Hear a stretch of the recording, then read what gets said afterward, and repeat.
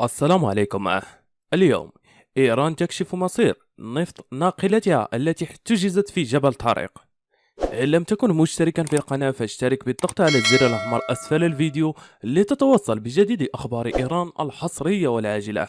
كشفت إيران الاثنين عن مصير شحنة النفط في سفينتها التي كانت محتجزة في منطقة جبل طارق قبل أن يجري في وقت لاحق الإفراج عنها. ونقلت وكالة فارس للأنباء عن المتحدث باسم الحكومة الإيرانية علي ربيعي قوله إن بلاده باعت شحنة النفط التي كانت على متن الناقلة أدرياندريا، مؤكدا أن المالك الجديد سيحدد مكان الاستلام. وإجابة عن سؤال حول ما إذا كانت الناقلة متجهة إلى دولة قطر، فقد نقلت وكالة إسنا عن ربيع قوله من الآن فصاعدا سيحدد مالك النفط الجديد وجهة الناقلة. وأضاف ربيعي إحدى السياسات الخاطئة التي تنتهجها الولايات المتحدة الأمريكية هي مراقبة الدول وتهديدها المستمر. وفي موضوع منفصل علق ربيعي على تصريحات الرئيس الأمريكي بخصوص عدم رغبته في لقاء وزير الخارجية الإيراني محمد جواد ظريف، وقال لم تكن هناك أي رغبة للقاء أي مسؤول أمريكي، وليس لدينا أي دور في مفاوضات فرنسا وأمريكا ومجموعة السبع. وفي سياق متصل، طهران ترسل بارجة حربية لخليج عدن لحماية سفنها التجارية. التفاصيل: ذكرت وكالة الأنباء الإيرانية أن طهران أرسلت بارجة بحرية لحماية الملاحة البحرية في خليج عدن. ونقلت الوكالة الإيرانية عن قائد أركان الجيش أن البارجة الحربية سهند تصل إلى خليج عدن في أول مهمة خارجية لها بهدف حماية السفن التجارية ومواكبتها في بحر عمان وخليج عدن.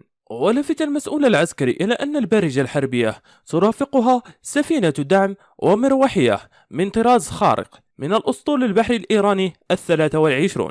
يشار إلى أنها ليست هذه المرة الأولى التي ترسل فيها طهران بوارج حربية لتلك المنطقة. وإليك 5 سيناريوهات تنتظر ناقلة النفط أدرياندريا 1 الإيرانية. قالت إيران اليوم الاثنين إنها باعت حمولة الناقلة أدرياندريا من نفط خام إلى جهة مجهولة هي من ستحدد وجهتها، ولكن ما هي الاحتمالات التي تحيط بهذا الإجراء؟ أولا، من المحتمل أن يكون المشتري وسيطا، جهة أو مؤسسة اشترت الحمولة على أن يبيعها في وقت لاحق إلى جهة أخرى. ثانيا، أن تكون إحدى الدول الأكثر شراء للنفط الإيراني كالصين هي من اشترت الحمولة.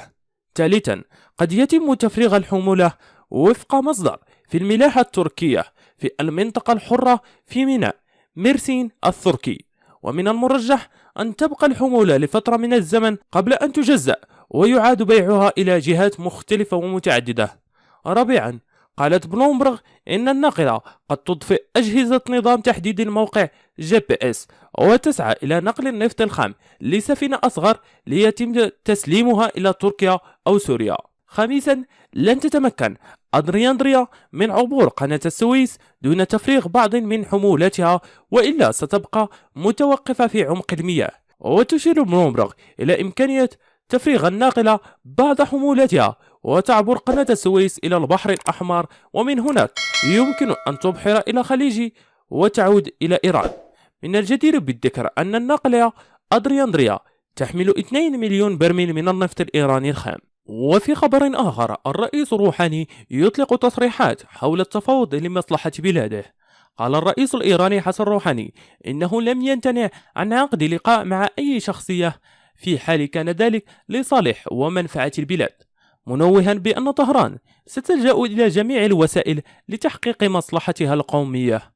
وأضاف الرئيس روحاني في ملتقى إنجازات الحكومة بمجال تطوير البنى التحتية القروية اليوم الاثنين: لن نهدر أي فرصة وسنخوض أي طريقة لأجل مصلحتنا الوطنية، سواء كانت فرصة النجاح 90% أو 10%.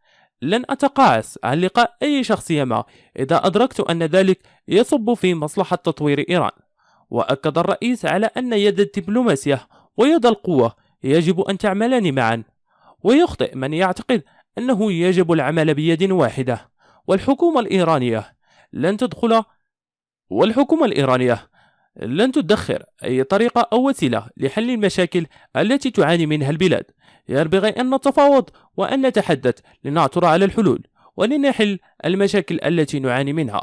وتابع روحاني: يبدو أن البعض في إيران وضعوا القطن على أذانهم، ومهما تحدثنا عن فوائد التفاوض يقولون: وما فائدة المفاوضات؟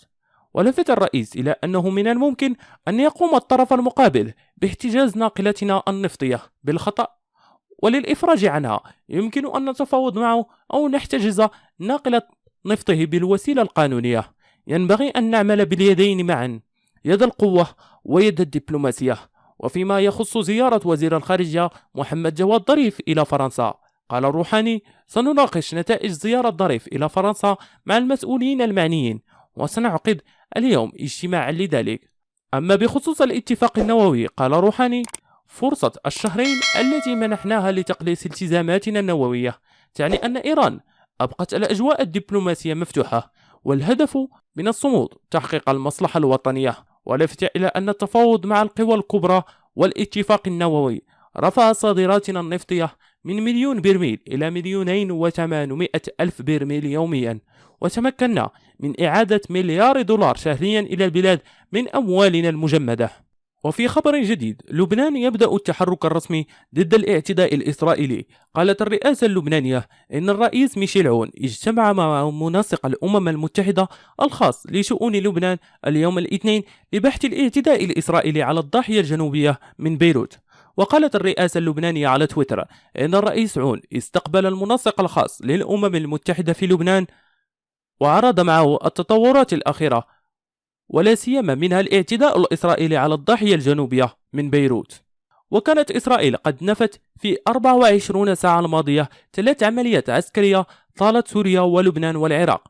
وهاجمت إسرائيل بالصواريخ أهدافا في سوريا قالت دمشق إنها تصدت لها عبر دفاعاتها الجوية، فيما أعلنت هيئة الحشد الشعبي في العراق عن مقتل 1 عناصرها وإصابة آخر في قصف نفذته طائرات إسرائيلية في قضاء القائم شمال غربي بغداد قرب الحدود السورية. بينما أعلن مسؤول في حزب الله أن طائرة إسرائيلية مسيرة سقطت في ضواحي جنوب لبيروت التي يسيطر عليها حزب الله، كما انفجرت طائرة مسيرة ثانية قرب الأرض قبل فجر يوم أمس الأحد. أكد المندوب الدائم للسعودية لدى الأمم المتحدة عبد الله بن يحيى المعلمي يوم الأربعاء استعداد الرياض لإقامة علاقة تعاون بين الدول العربية وإيران.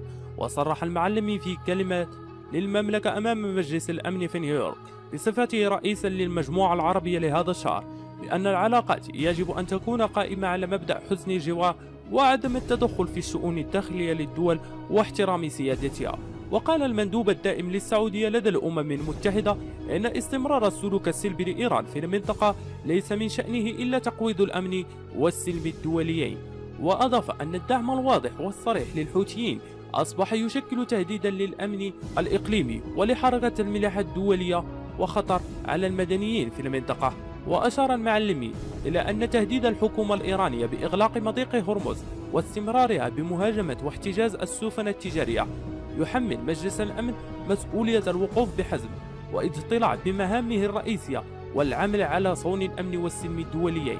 وأردف الدبلوماسي قائلا: نسعى إلى استعادة الأمن والاستقرار في المنطقة، والسبيل الحقيقي والوحيد لذلك إنما يتمثل في احترام جميع الدول في المنطقة لمبادئ حسن الجوار والامتناع عن استخدام القوة أو التلويح بها والتدخل في شؤون الداخل للدول وانتهاك سيادتها، مبينا أن سلوك طهران في المنطقة ينافي تلك المبادئ ويقوض مقتضيات الثقة. وذكر المعلمي أن استمرار الحوثيين المدعومين من إيران ببسط وفرض السيطرة على مفاصل الدولة في صنعاء للعام الخامس على التوالي أوجد بؤرة في المنطقة تحتضن الأعمال الإرهابية، مشيرا إلى أن جماعة أنصار الله تستمر في استخدام الموارد والمساعدات الإنسانية الدولية سلاحا لمفاوضاتها الغير الشرعية غير آبهة بالشعب اليمني واحتياجاته الأساسية. ولفت مندوب السعودية في ختام كلمته إلى أن ما يقوم به الحوثيين من توريع المدنيين واستهداف المنشآت المدنية والبنى التحتية في المملكة يكشف عن طبيعة والفكر الهدام الذي لا يعرف سوى الخراب والدمار. وشدد عبد الله بن يحيى المعلمي على أن حل الأزمة اليمنية يكمن في الحوار السياسي فوق المبادرة الخارجية وفق المبادرة الخارجية وآليات التنفيذ ومخرجات مؤتمر الحوار الوطني وقرارات مجلس الأمن ذات الصلة، مطالبا مجلس الأمن بالدفاع والتأكيد على تنفيذ قراراته ذات الصلة 2140 و2216 و2451. إذا أعجبك الفيديو لا تنسى الإعجاب والتعليق، ولكي يصلك كل جديد اشترك الآن.